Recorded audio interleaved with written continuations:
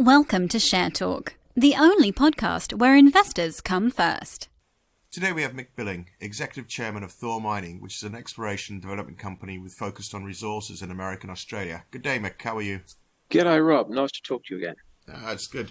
It's been a while since we last caught up. Are you able to give us an update on progress being made? Yeah, Rob, we've just got back from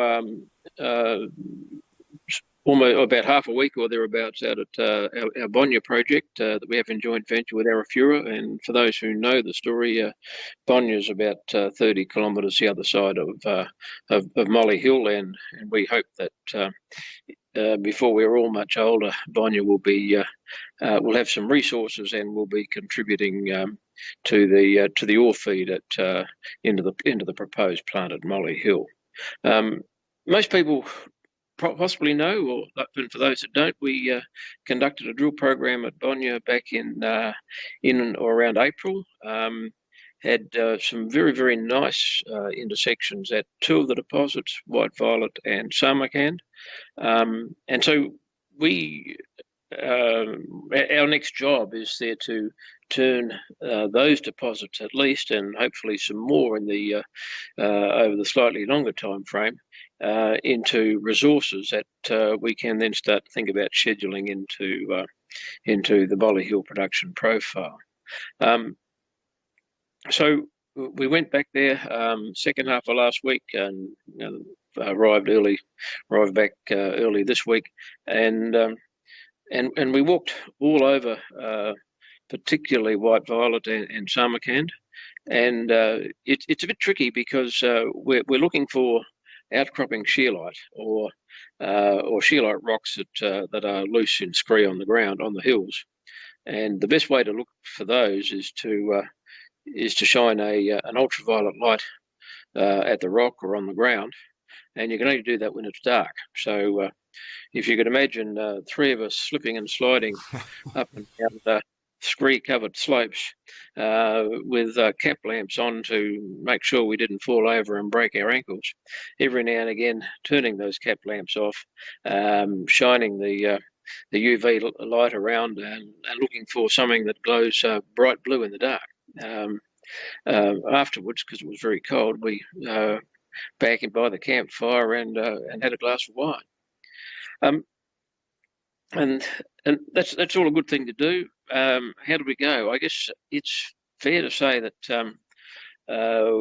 at Samarkand, I think we have identified areas that we will target in our next drilling program that extend beyond the previous drilling program, as well as going deeper at Samarkand and maybe doing some infill work as well, because we think there's plenty of growth capacity there, and the look we had late last week, early this week, I think confirmed that. At White Violet, I'm not sure we've found any significant extensions, but we do have a couple of drill holes that we think could and should have gone a bit deeper, and one that in hindsight we would one or two in hindsight we would place slightly differently to give a better test of what is there,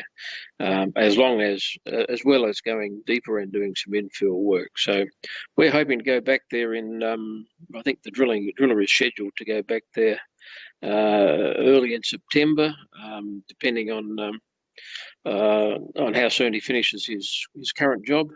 And we've identified lots of targets for them, and pretty happy about that. Good. Maybe it'll be a bit warmer in September then as well.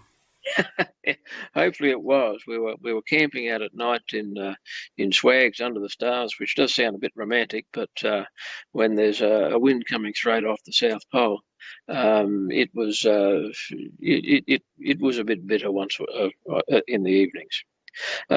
While we were there, Bonya, for those who do know the story, was quite a bit of copper around, and we went and looked at a couple of sites where there had historically been some copper reported, sticking out of the ground, and we found a couple. I'm not sure that there are deposits there that are going to rival things like Olympic Dam or anything of that nature, but there appears to be the makings of a couple of copper deposits, probably small, but that's to be tested, and hopefully reasonable grade, and again that is to be tested. Perhaps not in this next drill program, but in subsequent ones. So lots of upside at Bonya. We like it, and we think it will add substantially to the molecule story in the next little while. Great. I'm going to ask a question about the funding, because there was an RNS that came out recently. So do you think you can elaborate a bit more on that recent RNS you announced on the 5th of August? Yeah, Rob, the ASX have a rule, as some of our investors know, that once a quarter we need to report our cash reserves and estimate what we will spend in the next 3 months. And we did that, and we reported also in the quarterly report we had sufficient funds to take us through to the end of the year.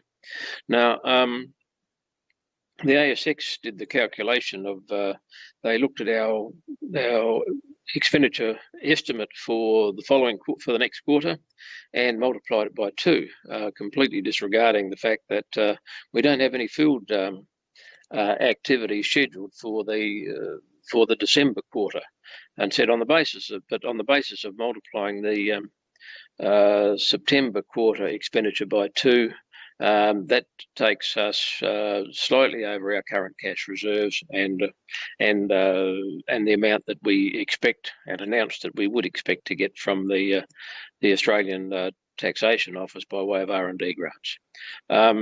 It was only just over that twice that amount, but it is what it is. They issued us with a letter to which we had to respond, and then that got published on their website, and of course we then had to publish it in in an RNS as well, for the relevant details of that. It's we've said all along that we are funded right through to the end of 2019, and we stand by that. Our funding won't last forever, and let's not pretend there won't be a capital raise at some stage. But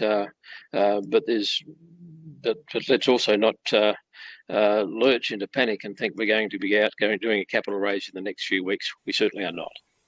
Great, good to hear. You're going to have a webinar with us, I believe, with Share Talk on the 15th of August. I believe we are.